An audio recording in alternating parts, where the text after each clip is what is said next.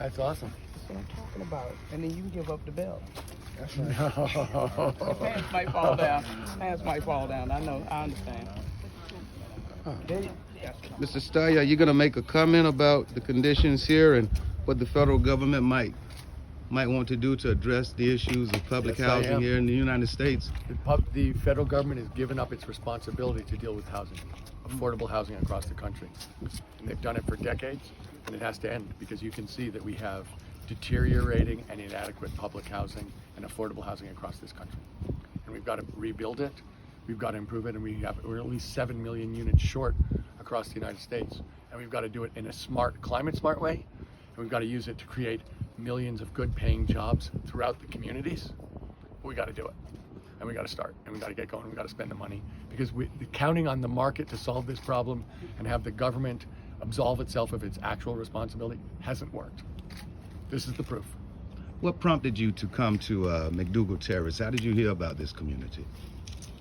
I was going to be in North Carolina. I was going to be in Raleigh, Durham, and this is not an unknown story. This is a story about government failure across the board. So that means housing for sure, but it's also about safety, poisoning, and there's no way to look at this and not take race into account.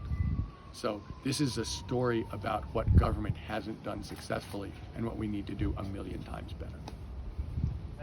What was your first reaction when walking in these homes? I get the point about how bad this is.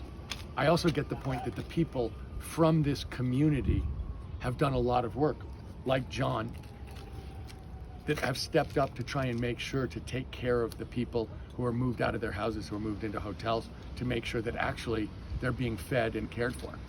So yes, there is a problem here with government, but it always reinforces what I see in America, which is that Americans step up under a crisis and do the right thing. And we're actually seeing this here, and that's the other side of the story that has to be told. What would you say to the parents who have suffered for decades, for years?